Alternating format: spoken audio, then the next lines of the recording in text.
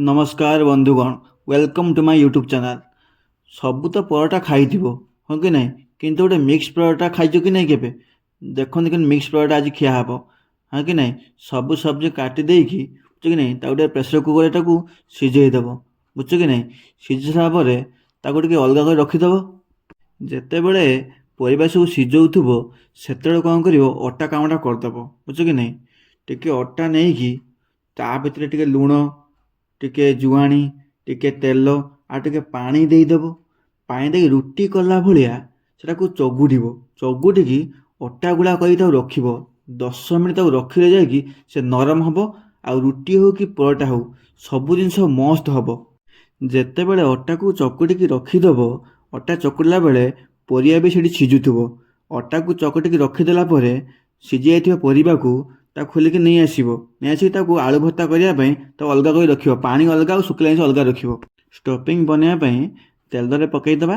ତେଲରେ ପକାଇ ଦେଇକି ଜିରା, ଲଙ୍କା ହେଲା ଯାହା ସବୁ ପକାଇ ଦେଇକି ତାକୁ ଟିକେ ଫ୍ରାଏ କରିବ। ଫ୍ରାଏ କରିସାରିଲା ପରେ ତାପରେ ଯାହା ଜିରା ଗୁଣ୍ଡ ହେଉ, ଧଣିଆ ଗୁଣ୍ଡ ହେଉ ଟିକେ ପକାଇବା। ଧଣିଆ ପତ୍ର ବି ପକାଇବା। ଆଉ ଟିକେ ବେଶୀ ଟେଷ୍ଟ ପାଇଁ ମ୍ୟାଗି ମସଲାଟା ବି ପକାଇବା। ପକାଇକି ଟିକେ ଫ୍ରାଏ କରିବା ଯେମିତି ଷ୍ଟଫିଂ ପାଇଁ ଭର୍ତ୍ତାଟା ଠିକ୍ସେ ହେଇଯିବ ବୁଝଛ କି ନାହିଁ। ଭର୍ତ୍ତା ହେଲା ପରେ ତାକୁ ଆଣିକି ବାହାରକୁ ରଖିବ। ତାକୁ ଭର୍ତ୍ତା କରିକି ଯେତେଟା ପରଟା କରିବ ସେତେଟା ଅଲଗା ଅଲଗା କରି ରଖିଦେବ। ରୁଟି ଯେମିତି ରଖିବ ଅଲଗା ଅଲଗା ଗୁଳା କରିକି, ଭର୍ତ୍ତାଟାକୁ ବି ସେମିତି ଅଲଗା ଅଲଗା ଗୁଳା କରି ରଖିଦେବ।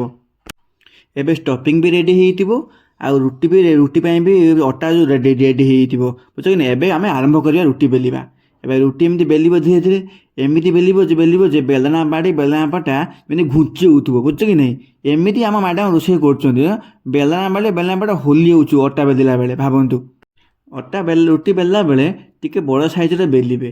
ବେଲିଲେ କ'ଣ ହେବ, ଯେଉଁ ଷ୍ଟଫିଂଟା ଥିବ ତାକୁ ଭିତରେ ରଖିକି ତାକୁ ଉପରେ କଭର କରିକି ତାକୁ ଏମିତିଆ ଗୋଲ କରିକି ତାକୁ ମୋଡ଼ିକି ପୁଣି ବେଲିବାକୁ ପଡ଼ିବ କି ନାହିଁ ବୁଝଛ କି ନାହିଁ। ବଡ଼ ସାଇଜ୍ରେ ଟିକେ ବେଲି ଦେଲୁ। ବେଲି ଦେଇ ସାରିଲା ପରେ କ'ଣ କଲୁ, ଏମିତି ଆଉ ଟିକେ ଖାଲ କରିଦେବା।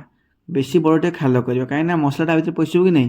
ମସଲାଟା ତା ଭିତରେ ପଶିକି ଧୀରେ ଧୀରେ ତାକୁ ସାଇଜ୍ କରିକି ତାକୁ ଭିତରେ ଷ୍ଟଫିଂଟା ଭର୍ତ୍ତି କରିବା। ଦେଖୁଛ ନା, ବେଶୀ ମସଲା ପକାଇ ଦେଇଛି। ଏ ଅତି ଲୋଭ। ଦେଖ ଏବେ ସେ କରିପାରିବନି। ଦେଖ ଜାଗା ହେବନି ମସଲା। ଦେଖ ଏମିତି କରିବ। ଦେଖ ଏଇ ମସଲା ଟିକେ କମ୍ ପକାଇବ। ମସଲା କମ୍ ଦେଲେ କ'ଣ ହେବ, ରୁଟିଟା କଭର କରିବାକୁ ସୁବିଧା ହେବ, ତାକୁ ବେଲିବାକୁ ସୁବିଧା ହେବ। ମସଲା ବେଶୀ ନେଇଯାଇଛି ବୁଝଛ କି ନାହିଁ। ସେ ଯାହା ହେଉ ତାକୁ ଜବରଦସ୍ତି ଚାପି ଚୁପା ଦେଇକି ତା ମୋମୋସ୍ ଭଳିଆ ଉପରେ ତାକୁ ଗୁଡ଼େଇ ଦେବା। ଗୁଡ଼େଇ ଦେଇକି ତାକୁ ବେଲିବା। ପରଟା ବେଲିକି ତାକୁ ସାଇଜ୍ କରି ରଖିଦେବା। ଆଣିଛି ଯେଉଁ ସାଙ୍ଗ ଗୋଟେ ଅଛି ମୋର ଶକ୍ତି, ସେ ରହୁଛି ଭୁବନେଶ୍ୱରରେ। ସେ ବି ଏମିତି ମିକ୍ସ ପରଟା କେବେ ଖାଇନଥିବ ହଁ କି ନାହିଁ। ଜୋନ୍ ବି ଖାଇନଥିବ ମୁଁ ଜାଣିଛି। ଆଉ ଗୋଟେ ସାଙ୍ଗ ହେଉଛି କଲିକତାର ଜିଜ୍ଞାସୁ, ସିଏ ବି ଏମିତି ମିକ୍ସ ପରଟା ଖାଇନଥିବ। ଖାଲି ବାହାରେ ହେଲେ କିସ ହେବ, ମିକ୍ସ ପରଟା କେବେ ଖାଇନଥିବ। ଘରେ ବନେଇ ଖାଇଲେ ସିନା ଭଲସେ ଖାଇବ। ମୁନା ଭାଇକୁ କେତେଥର କହିଛି ଭୁବନେଶ୍ୱର ଥିଲାବେଳେ, ଭାଇ ଗୋଟେ ନହେଲେ ମିକ୍ସ ପରଟା ବନେଇ ଖାଇବାକୁ ଦିଅ, ଭଲ ମିକ୍ସ ପରଟା ଦିଅ। ମୁନା କହିଲେ ହଁ ହରି ଦେବି। କାହିଁ ଭାଇ କାହିଁ ଆଜି ଗୋଟେ ବନେଇ ଦେଇପାରିଲନି। ଲାଷ୍ଟକୁ ବାହା ହେଇସାରିଲା ପରେ ମିକ୍ସ ପରଟା ବନେଇ ଖାଇବାକୁ ପଡ଼ିଲା ମୋତେ। ପରଟା ରେଡ଼ି ହେଇଗଲା। ଆକୁ କ'ଣ ଦେଶୀ ଘିଅରେ ପକାଇ ଖାଇବାକୁ ମସ୍ତ ଲାଗିବ।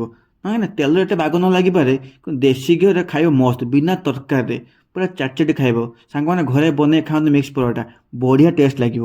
ସାଙ୍ଗମାନେ ଭିଡ଼ିଓ ତ ଦେଖୁଛ, ଲାଇକ୍ କେହି କରୁନ, ଲାଇକ୍ କର। ଧନ୍ୟବାଦ।